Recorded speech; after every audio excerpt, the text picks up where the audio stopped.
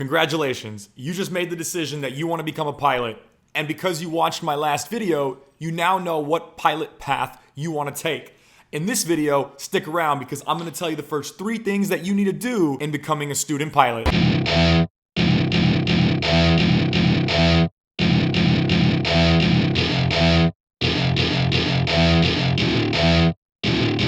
Welcome to my party, we're just getting started, a life. What's up guys, welcome back to the Prop Zone. For those of you that don't know me, my name is Scott Schumacher. I am a commercial pilot with an instrument rating and I am currently going through the process to obtain my flight instructor certification. So, my purpose with these videos in this channel is to help prospective pilots like yourself in understanding what you need to do to obtain a pilot's license. If you guys are new here, please consider smashing that subscribe button and hitting that thumbs up for the YouTube algorithm. Okay, let's get into it. All right, so because you guys watched my last video, we kind of determined now what path that we want to take as far as becoming a pilot is concerned, right? So do we want to take the recreational path? We just want to fly on the weekends with our friends.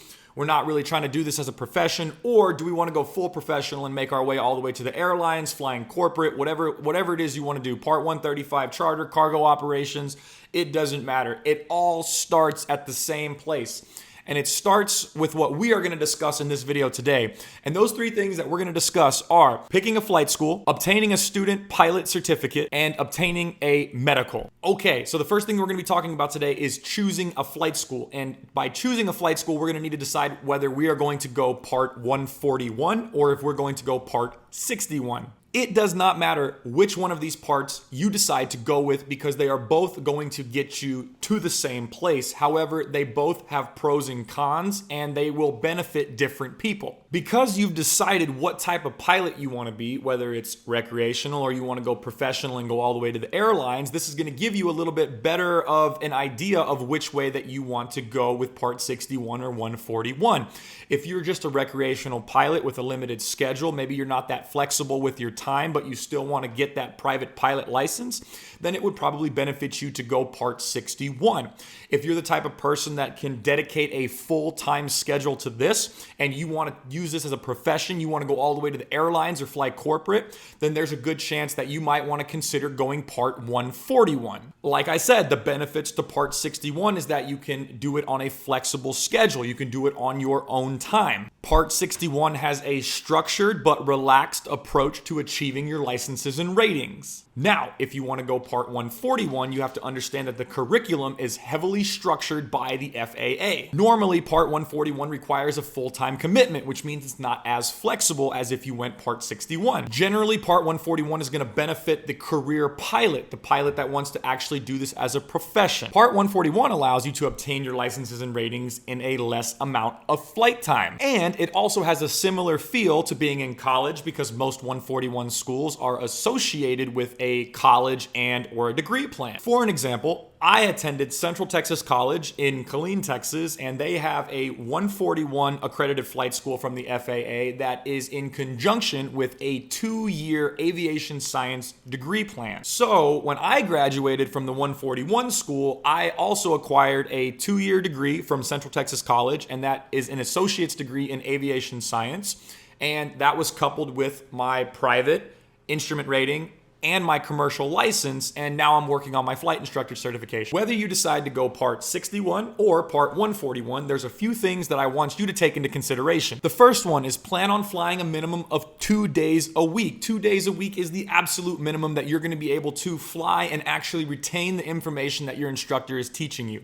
If you fly once a week, there's a good chance the next week when you come around, you're going to forget half the stuff that you learned. So if you are going to do this, whether it's Part 61 or 141, I want you guys to plan on flying a minimum of 2 days a week and allocate at least 2 to 3 hours a day for that specific flight and or ground school. Number 2, choose a suitable location, okay? I understand that not everybody's gonna get lucky like me and have a 141 flight school associated with the college that's 5 minutes down the road and be able to actually go there and do all this stuff without causing too much of a headache. So choose a suitable location. You can go on Google. You can type in flight schools in your area. Call them up. Find out if they're Part 61, Part 141. Find out what their instructor availability looks like. Ask them how long do they think you'll be able to fly in the sense of How long per day? How many days per week? You want to get all this stuff on paper so you can make a good decision on the flight school of your choice. The third thing I want you to do is, as you are contacting these different flight schools, I want you to compare and contrast everything about them, including their price, okay? Their price point. Every single flight school is going to have a different price point because they're going to have different airplanes. Some of them are going to have TAA, or technically advanced aircraft, which means they're going to have glass cockpits like a G1000 or an Avidyne, and these are very expensive. These airplanes are expensive, which means they're going to charge more money for it. There's some flight schools that just have 152s with steam gauges. For those of you that don't know what steam gauges is, it's this original 6-pack. It's those 6 round instruments that are normally right in front of the pilot, okay? So if you have a 152 with steam gauges, you're going to pay a lot less than if you're in a brand new Piper Archer with a G1000 glass cockpit, okay? Compare and contrast the prices for each flight school so you can find something that will adequately fit your budget. All right, we just got done talking about the first thing, which is choosing a suitable flight school for you. The second thing that we're going to talk about now is applying for our student pilot certificate. Okay, for those of you who have no idea what a student pilot certificate is and that have never applied, I'm going to step you through everything that you need to do to submit the application, and you're going to receive one of these guys right here. This is mine. This is my commercial pilot license, but yours is going to say student pilot on it. Now, do you need a student pilot certificate for flight training? Yes and no. No, in the sense that you don't need it up to your solo, but as soon as your instructor signs you off to go solo, you are going to need a student pilot certificate in order to actually complete your solo time, to be legal to complete your solo time. All right, let's get into it and show you guys how easy it is to apply for a student pilot certificate. All right, guys, so the first thing we're going to do is go to our computer, go on Google, go up to your address bar, and we are going to go to the website that is iacra.faa.gov. All right, and then this is going to pop up right here, okay? So this is IACRA, and as you can see right here, it stands for Integrated Airman Certification and Rating Applications. This is a website that the FAA has that allows pilots and or prospective pilots to apply for either your pilot license, your student pilot license, additional ratings that you may get later on down the road, like your instrument rating, your multi-engine rating, your flight instructor, your airline transport. It doesn't matter. All of those ratings, all of your certificates, everything is going to be done and applied for here on IACRA. All right, you're a brand new pilot. We made it to IACRA. We need to create an account. So here's what we're gonna do. We're gonna come over here and we're gonna click on register, okay? You are an applicant. We're not an instructor. We're not a certifying officer. We're not an admin. We're gonna click on applicant, okay? So we click on applicant, We come down here to terms of service, agree to TOS and continue. All right. Okay, we're on the first page for creating our account and it's asking us for some information. So let's go ahead and look through here and see what we need to do. So the first thing, it says certificate information. If you do not have an existing FAA certificate number and date of issuance, please skip to the next section. Most likely you do not, because you are applying for a student pilot license. So what we're going to do is skip this and go to the next one. Personal information. I can't help you there. That's going to be all of your stuff. Go ahead and fill it in. As soon as you're done, go ahead and set up your security questions, create a username and password, and then hit register. As soon as that's done, most likely you're going to get an email that you're going to need to confirm. And then once that email is confirmed, you're going to go ahead and come on back and log in. Okay, once you have your account successfully created, we're going to come back here to the login page and we're going to enter our information so we can go ahead and log in. Enter your username, enter your password, hit login. Once we're logged in, we're going to come to this page right here where we're always going to have to accept the terms of service. So you're going to come down here and click accept terms of service as an applicant. And this is going to bring us to our applicant console. This is going to allow us to submit applications for certifications and ratings. So the first thing that we're going to have to do is start a new application for your student pilot certificate. So what we're going to do is we're going to click on start new application. Type of application, we're going to choose pilot. Certification, we're going to choose student pilot. Other path information, start application. So we're going to click down here on start application. Okay, so the first thing I want you guys to understand when applying for your student pilot certificate is that this is a federal government document. I want you guys to make sure and pay attention to all the information that you're putting on here is 100% true and correct. It's going to save you headaches later on down the line if you end up messing up something here. Pay attention, do it right the first time. Okay, as you guys can see here, the first box is going to be your personal information. You should know what that is. Go ahead and put that in. Second box, residential address. Put your address in there. wherever you live. Go ahead, put it in there. You're gonna hit save. Second thing we're gonna do is come down here and go to certificate held.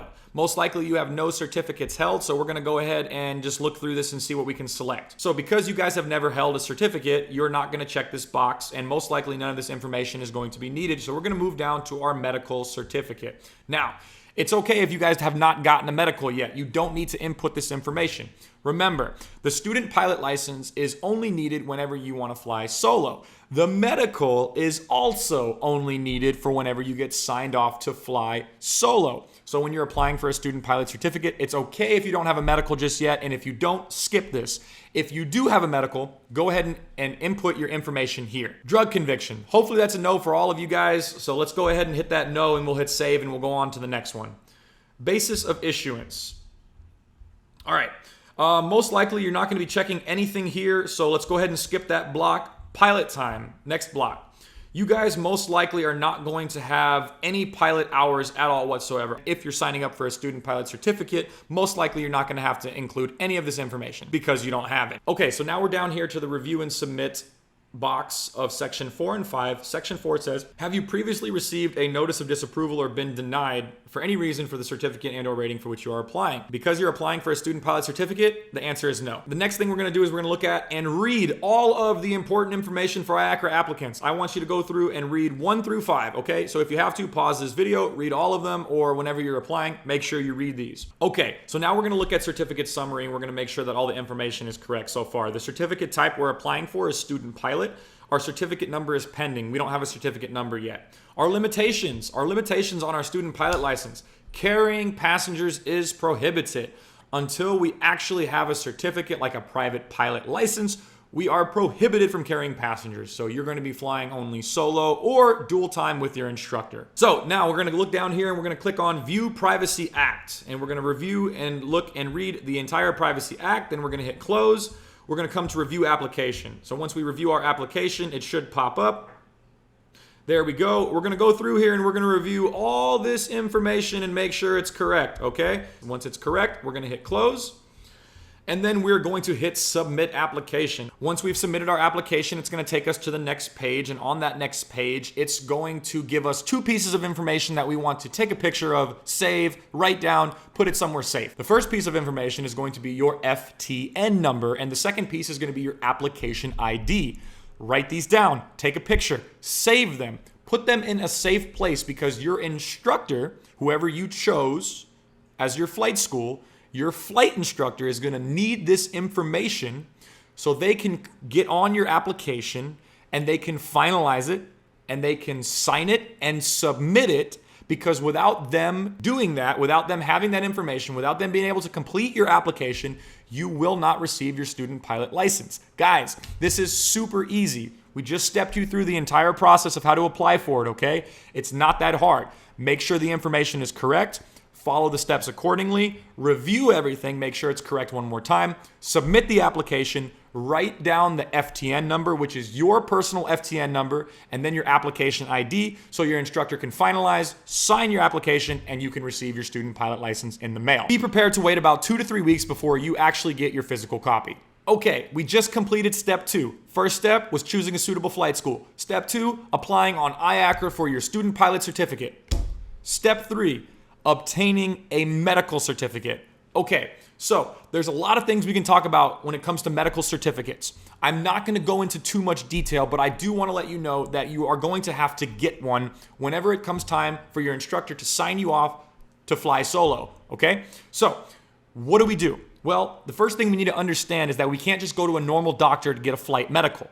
What we're going to have to do is we're going to have to locate an AME, or Aviation Medical Examiner. Okay, so an AME, or Aviation Medical Examiner, is an examiner, doctor, who is going to make sure that you are medically sound, that you pass everything that you need to do in order to operate an aircraft safely. Go on Google, search for an AME that's near you, that's near your location, so you don't have to drive too far. Call them up, set up an appointment. They're going to let you know whether they want you to apply online with an online application, or if you can just come on in and fill out the paper application in their office. Remember what I said, you can apply for a first, second, or third class medical. You need a minimum of a third class, but I highly recommend that you guys go and get your first class medical, especially if you want to end up working for the airlines one day. Once you have your medical and your student pilot certificate, you now have the two things that you need in order to be signed off by your instructor to complete and fly the solo time that is required for your private pilot license, which is where we all start. Okay guys, that's about it for today. We talked about three things. The first one was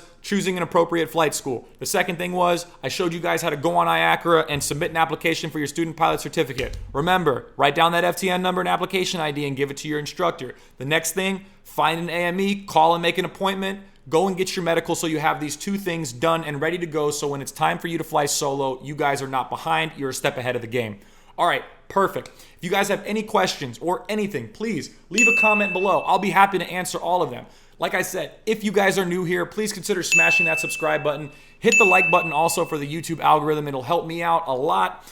And that being said, thank you guys so much for your time. I really appreciate having you guys here on the channel. We're almost to 800 subscribers. That's amazing. I can't believe we've gotten that far right now. So thank you guys so much. Have a wonderful day, and we'll see you next time on the Prop Zone.